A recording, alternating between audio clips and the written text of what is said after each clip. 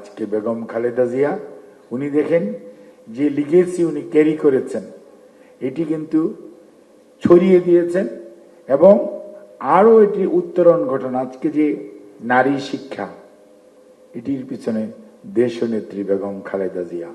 এই যে শুনলেন যে ডে কেয়ার, স্বাধীনতা যুদ্ধ হয়েছে, স্বাধীনতা হয়েছে, তার পরবর্তীতে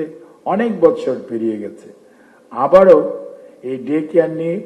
আমাদের উদ্যোগ এখন যে আমরা এটাকে আরো ব্যাপক আকারে ছড়িয়ে দিতে চাই। কিন্তু ইচ্ছা করলেই কিন্তু আগামীকাল সকালেই 100টা ডে কেয়ার সেন্টার খোলা যাবে না। এটার জন্য প্রয়োজন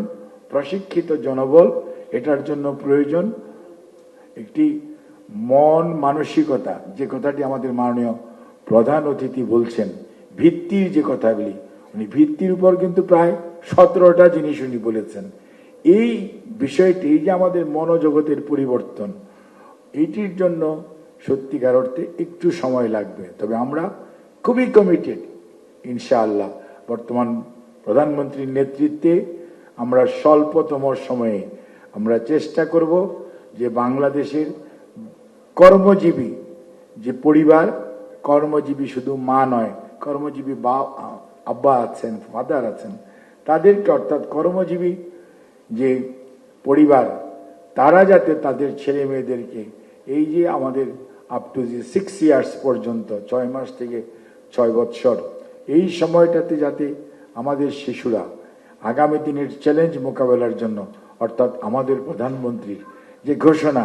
আগামীর মানবিক বাংলাদেশ, সেটার জন্য যে মানুষ দরকার, সেই পরিমাণ সহযোগিতা বর্তমান সরকার যে চতুর্মুখী যে তার কর্মসূচি এবং খালি কাগজে কলমে নয়, বাস্তবে রূপান্তরিত করার যে প্রচেষ্টা, তারই অংশ হিসাবে আজকে মাননীয় প্রধান অতিথি আমাদের এই খালি উনি দুটো ডে কেয়ার সেন্টার দেখেছেন তা নয়, আমাদের যে অসহায় মেয়েরা বা ছেলেরা যে কিভাবে সরকারি শিশু নিবাসে থেকে তারা কি ধরনের মানসিক শারীরিকভাবে তাদের বিকাশ লাভ করছে, সে বিষয়েও কিন্তু উনি সরেজমিনে দেখেছেন এবং ওনার আগ্রহ রয়েছে। কয়েকদিন আগে মাননীয় প্রধানমন্ত্রী নিজেও একটি শিশু দিবা যত্ন কেন্দ্র উনি কিন্তু ঘুরে দেখেছেন। অর্থাৎ এই সরকার একটি মানবিক সরকার এবং এই সরকারের যারা আছেন সামনে থেকে পাশ থেকে মাননীয় প্রধানমন্ত্রীকে সহযোগিতা করছেন, সবাই অত্যন্ত মানবিক দৃষ্টিভঙ্গি নিয়ে এগিয়ে যাচ্ছেন। কাজে আমরা আপনাদেরকে আশ্বস্ত করতে পারি, কথা দিতে পারি, আমাদের বর্তমান প্রধানমন্ত্রী, আজকের প্রধান অতিথি সহ বর্তমান সরকার একযোগে কাজ করছে আপনাদের অর্থাৎ আমাদের আগামী ভবিষ্যৎকে সুন্দর করার জন্য এবং এমন একটি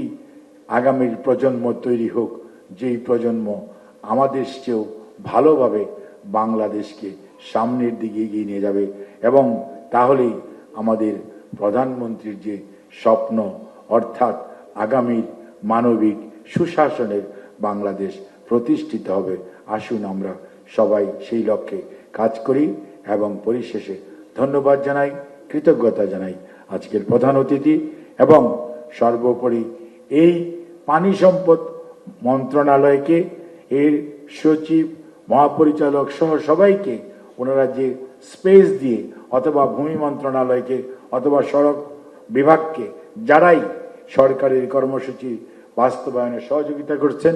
আপনাদের সবাইকে আমরা কৃতজ্ঞতা জানাই এবং প্রধান অতিথির জন্য বলি এটি কিন্তু বিনা ভাড়ায়, বিনা ইলেকট্রিক বিল, পানির বিল সব কিন্তু ওনারাই বিয়ার করে। আমরা শুধুমাত্র ওই আপনার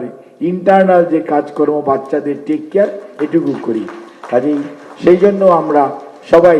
অর্থাৎ এই দেশটি তো আমাদের সবার, সেজন্য সবাই যার যার অবস্থান থেকে সরকারি কর্মসূচিকে সহযোগিতা করছে, সেজন্য আমরা কৃতজ্ঞতা জানাই।